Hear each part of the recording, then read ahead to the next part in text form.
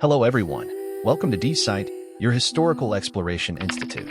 Today we are going to explore the most luxurious palace in Europe, the Palace of Versailles. It is not only a gilded toy of Louis XIV, but also a part of France's rise from hegemony to decline. How much did this Temple of the Sun King cost? If converted into today's euros, the number may make your jaw drop. Because the value of currency is affected by multiple factors such as historical inflation, changes in economic structure, and fluctuations in the value of gold and silver. The direct conversion of ancient currency and modern currency is relatively complex and lacks authoritative and unified standards. Below, we provide two common reference ideas. Let's first look at the conversion based on the value of gold and silver. Taking silver as an example, in 1664, during the reign of Louis XIV, one French livre contained about 5.88 grams of pure silver. Let's look at the modern silver price, calculated based on the international silver price of about 0.5 euros per gram in June 2025.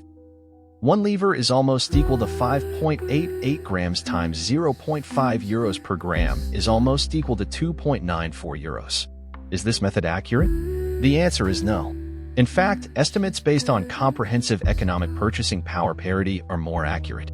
Let's compare them with the prices of commodities such as food and other necessities of life. According to historical data, the average daily wage of ordinary French workers in the 17th century was about 1 to 2 livres.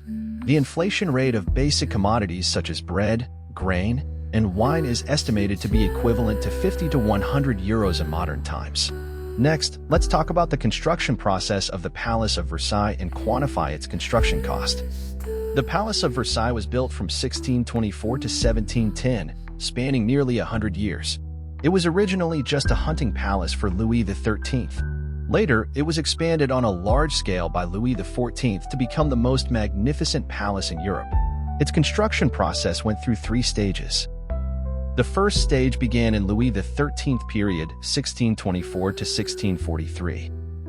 In 1624, Louis XIII built a 2-story hunting lodge with red bricks and white stones in the village of Versailles, spending about 10,000 livres, which is roughly equivalent to 1 million euros today. It seems that the king was still very frugal, and his original intention was just to make it convenient for resting while hunting. The initial cost of this French farmhouse was equivalent to the pocket money of the French royal family for a week at that time. But in 1632, Louis XIII suddenly became inflated and expanded the lodge into a brick and stone castle, tripling the area, and the cost soared to 200,000 livres, equivalent to 20 million euros today. Enough to buy 100 top sports cars. When Louis XIV inherited the throne, from 1661 to 1682, the Palace of Versailles achieved a qualitative leap. In 1661, the first major thing the Sun King did after taking power was to destroy his father's castle and rebuild it. He declared, "I want to let all of Europe know that the King of France lives where the sun rises." He's the rebirth of Apollo, so a 20-year national infrastructure frenzy began. The first step of this project was to demolish the main body of the old castle, leaving only Louis XIII cottage as the origin of the royal power. The demolition cost alone was 5 million livres, or 500 million euros. The main project included building luxurious interiors such as the Hall of Mirrors, the King's Suite, and the Queen's Suite, and introducing Italian artists to design sculptures and murals. Expanding the garden, covering an area of 800 hectares, building canals, fountains, sculptures, and introducing thousands of trees and flowers. The Palace of Versailles had the strongest real estate team on the surface at that time. The 3 giants composed of architect Louis XIV, gardener Lenotre, and painter Lebrun commanded 30,000 workers to work at the same time. France was extremely tolerant of workers. They consumed 10 tons of wine every day, which was given to workers as drinks to improve efficiency, and they also provided 5,000 large loaves of bread. In just these 20 years, the official recorded expenditure reached 150 million livres, equivalent to 15 billion euros today. If unrecorded corruption and waste were included, the actual cost might be higher. From 1683 to 1710, the Palace of Versailles entered the subsequent luxurious improvement and decoration. In his later years, Louis XIV continued to expand, adding Trine and Palace, Marie Antoinette Farm, and other ancillary buildings. This decoration project continued until the Louis XV period, and the crystal chandeliers and silver furniture in the Hall of Mirrors alone cost millions of livres. Versailles is full of luxury goods. Those who have been to Paris and the Louvre are all amazed by its splendor, but later Versailles made the Louvre ashamed. The 17 huge mirrors in the Hall of Mirrors in Versailles were smuggled from Venice. At that time, glass was more expensive than gold, and the cost of a single piece exceeded 100,000 livres, or 10 million euros. The gilded ceiling of the king's suite used 200 kilograms of gold, which is equivalent to 120 million euros in gold today. Louis XIV lived to be 77 years old, and the Palace of Versailles was built for 77 years. In his later years, he built the Trianon Porcelain Palace and Marie Antoinette Farm. He spent 3 million livres just to build a dressing room for his mistress, Madame Pompadour. In the Louis XV period, it cost another 20 million livres just to replace the crystal chandeliers in the Hall of Mirrors and install an automatic sprinkler system in the garden. Taking into account the price increases of labor and building materials over the past century, the total construction period of Versailles is close to a century, and the cumulative cost is conservatively estimated to be more than 200 million livres, which is about 20 billion euros today. What does so much money mean? The cost of building a large international airport, such as the T1 terminal of Charles de Gaulle Airport in Paris, is about 350 million euros. The Eiffel Tower, built in 1887, cost about 4.8 million francs, which is about 500 million euros today based on the purchasing power of the same period.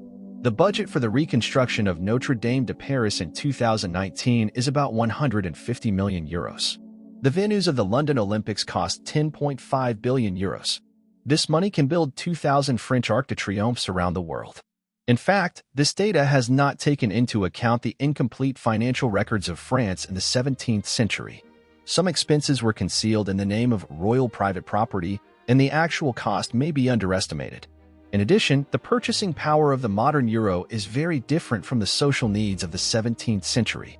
For example, the labor cost was extremely low at that time, but luxury goods were extremely expensive, and direct conversion is difficult to reflect the true value. The construction of the Palace of Versailles was not only a construction project, but also a political symbol of Louis XIV consolidation of royal power. Its huge expenditure increased the financial burden of France and emptied the national treasury. It indirectly laid the groundwork for the economic crisis in the 18th century and became one of the causes of the French Revolution. So how much money did France have at that time? Let's decipher the wealth of the Sun King. In 1660, France was already the most populous country in Europe, with a population of 20 million, accounting for 1/4 of the total population of Europe, 5 times that of Britain with a population of 4 million at that time, and 2.5 times that of Spain with a population of 8 million. Among the labor force structure of these people, 90% of the population were farmers, about 18 million people were engaged in agriculture, and they were the agricultural granary of Europe. Nearly 10% of the others, about 2 million, were urban residents and craftsmen and other working classes, while the top nobles occupied an absolute dominant position with an extremely weak proportion. In the 17th century, France's annual GDP was equivalent to about 300 billion euros today, of which agriculture accounted for 75%, about 225 billion euros, and handicrafts and trade accounted for 25%, about 75 billion euros. During the reign of Louis XIV, France's annual fiscal revenue was about 40 million livres, equivalent to 4 billion euros today in terms of purchasing power, of which 70% came from land tax, salt tax and subsistence tax for farmers, and 30% came from tariffs and voluntary donations from nobles, which was actually a disguised extortion. For the French people, in the 17th century, the annual income of French farmers was about 20 livres, about 2,000 euros. To save 1 livre, farmers had to work hard in the fields for 15 days. If a modern French white-collar worker with a monthly salary of 2,000 euros were asked to save 1 livre, it would be equivalent to working overtime for 3 hours a day for 3 consecutive days. The 200 million livres used to build the Palace of Versailles is equivalent to farmers working for 10 million years without food or drink, or modern white-collar workers working 996 hours a day for 8.3 million years. This is not building a palace, it is clearly putting the entire country's labor force into it. During the peak period of Louis XIV expansion, the Palace of Versailles cost about 7.5 million livres per year, accounting for nearly 10% of the country's fiscal revenue, 18.75%. In order to raise money, Louis XIV did everything he could, even selling official positions and putting a price tag on important positions such as mayors and judges. This operation was simply financial suicide. In desperation, Louis XIV raised the peasants' land tax from 1 livre per mood to 3 livres, and the salt tax gabelle increased 5 times. Take a family of 5 as an example. Annual agricultural income of 50 livres requires a tax of 30 livres, leaving only 20 livres, which is equivalent to 2,000 euros today to support the family's livelihood. And the family's average daily living expenses are less than 6 euros. In 1674, France suffered a great famine due to excessive taxation. While Louis XIV was having a masked ball with his mistresses and nobles in the palace of Versailles and enjoying fine wine and food, the peasants were gnawing on tree bark and catching mice everywhere. 100,000 people starved to death in Burgundy alone, while the food thrown away by the kitchen of the Palace of Versailles every day was enough to feed 2,000 people. The so-called rich people are drunk and feasting, while the streets are frozen to death, was vividly played out in France in the 17th century. The price behind the luxury of Versailles was that a palace dragged down a dynasty step by step, and the financial avalanche broke out like a domino. In order to fill the extravagant life of the king and nobles, in the endless Versailles money pit, France continued to increase taxes. And the tax burden on farmers soared from 30% in the Louis XIII period to 60% in the late Louis XIV period. When the War of the Grand Alliance broke out in 1688, the French treasury had only 7 million livres left, but had to support the expenses of 400,000 troops. In the end, it could only rely on issuing air bonds, that is, paper money without gold reserves to survive, which triggered hyperinflation. Imagine the M2 currency volume that has skyrocketed every year in various superpowers today. How amazingly similar history is. Louis XIV approach actually had his cleverness. He used extraordinary means to build a golden cage trap for the nobles. Louis XIV detained all the nobles in the Palace of Versailles. On the surface, he gave them wealth and splendor, but in fact, he quietly deprived the traditional nobles of their scattered military power. The dukes had to spend 3 hours combing their hair and wearing 7 layers of lace skirts every day, just to stand beside the king as a human backboard when he was dining. This strategy of boiling a frog in warm water consolidated the royal power, but it also made the once brave and warlike nobles lose their ability to fight and govern the country. When the French Revolution broke out 100 years later, they did not have the ability to organize resistance against the poor and could only wait for death. At the same time, when France was vigorously expanding face projects and spending money on palaces and aristocratic enjoyment, the Netherlands adopted pragmatism, investing funds in water conservancy and trade, and using 10% of fiscal expenditures in exchange for the hegemony of the sea coachman. Britain made strategic investments and focused on naval construction. Although it cost a lot of money in the short term, it paved the way for global colonization in the 18th century. This wrong way of governing the country eventually led to the lagging industrial development of France, while Britain had quietly started the Industrial Revolution at the same time. 1688, when the War of the Grand Alliance broke out in 1865, France's military hegemony had begun to hollow out. Although the French army had 400,000 soldiers, the military budget was diverted by the Palace of Versailles, and the soldiers were short of food and clothing, and the pass rate of rifles was only 50%. In contrast, Britain used the same proportion of fiscal expenditure to build a well-equipped navy with stable salaries, and eventually defeated the French army in the Battle of Cape La Hoe. France's industrial capital also began to suffocate. In order to maintain the luxury of the palace, Louis XIV imposed heavy taxes on imported luxury goods and neglected the local manufacturing industry.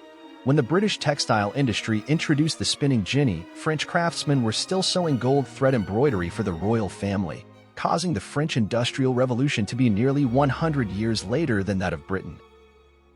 As a large number of farmers were conscripted to build the Palace of Versailles or serve in the military, there was a serious shortage of rural labor. Agricultural production was greatly affected by the lack of labor, and cultivated land was barren and grain production decreased. At the same time, the labor force left in the countryside was also inefficient due to long-term fatigue and malnutrition, further exacerbating the plight of agriculture, which France was once proud of. During the reign of Louis XIV, France suffered from droughts, floods, plagues, etc. many times, and these disasters caused serious damage to agricultural production. In addition, some government policies were not conducive to agricultural development. For example, in order to meet the luxurious life needs of the court and the nobility, the government encouraged the planting of cash crops, such as grapes, olives, etc., while ignoring food crops. The cultivation of rice has led to a tight food supply. Due to the shrinking agricultural production and food shortages, food prices in France have continued to rise. The lower-class people could not afford the high taxes, and the rising food prices made things worse, and many people fell into hunger and poverty. In some serious years, there was even famine, and starving people were everywhere. Poor living and eating conditions. Most of the lower-class people lived in simple thatched houses, which were dilapidated, poorly ventilated, and had extremely poor sanitary conditions, which were prone to breeding diseases. In terms of diet, they mainly ate black bread, potatoes, vegetables, etc., and rarely enjoyed meat and dairy products. Due to food shortages and rising prices, many people could not even guarantee basic food and clothing and could only rely on wild vegetables, bark to fill their stomachs. Threats of disease and death. Poor living conditions and malnutrition led to extremely poor physical fitness of the lower classes, making them susceptible to various diseases. At that time, infectious diseases such as smallpox, plague, and tuberculosis were widely prevalent in France. Due to backward medical conditions, many people were difficult to cure once they became ill, and the mortality rate was extremely high. Especially in years of famine, the spread of diseases was more rapid, causing the death of a large number of people. Because the lower classes had been in poverty and suffering for a long time, their dissatisfaction with the government and the nobility was increasing. Although social contradictions were temporarily covered up under the high-pressure rule of Louis XIV, this dissatisfaction continued to accumulate, laying the hidden dangers for the outbreak of the French Revolution. For example, in some areas, peasant uprisings and workers' strikes occurred from time to time. Although these uprisings and strikes were eventually suppressed, they reflected the strong opposition of the lower classes to the status quo. The splendor of the Palace of Versailles contrasted sharply with the suffering of the lower classes. The palace was gorgeously decorated and beautifully furnished. The nobles lived a life of extravagance and luxury. They indulged in entertainment activities such as balls, banquets, hunting, etc. every day and spent money like water. At the same time, the lower classes were struggling to survive. They not only had to bear a heavy economic burden, but also had to face poor living conditions and the threat of disease. This sharp contrast reflected the class contradictions and inequality in French society at that time. By 1789, 100 years later, before the French Revolution, France's national debt was as high as 2.5 billion livres, equivalent to 250 billion euros today. Annual interest expenses accounted for 60% of fiscal revenue, and the Palace of Versailles still cost 12 million livres to maintain each year. The palace eventually became the ironclad evidence of the corruption of the old system. Every piece of its gilded carvings was stained with the blood and sweat of the lower classes. The Palace of Versailles is a power allegory written in the palace. The history of its construction is a bet between the king's desire and the fate of the country. Louis XIV exchanged 200 million livres for the glorious myth of the Sun King, but gradually reduced France from the European hegemony into a miserable world of financial bankruptcy. As Voltaire said, what is reflected in the mirror of Versailles is not glory, but the epitaph of a dynasty. Dear audience friends, I hope you like our unique analytical perspective in this issue. I am Lawrence. We use this data to reveal the power behind the glory of France. Every brick and stone of the Palace of Versailles is engraved with a double code for Louis XIV. It is the material evidence of the divine right of the king. For the French economy, it is the beginning of financial suicide.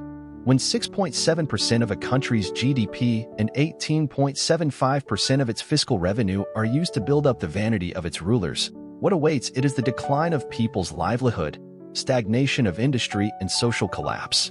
Learning from people can help us understand gains and losses, and learning from history can help us understand the rise and fall of a country. This period of history tells us that the rise of a truly powerful country has never relied on the height of palaces and magnificent buildings, but on the warmth of people's livelihood and the thickness of the economy. When the crystal lamps of the Palace of Versailles went out, how did France give birth to modern democracy from the ruins of the palace? In the next issue, we will go deep into the scene of the French Revolution for you to reveal the blood and fire behind freedom equality, and fraternity.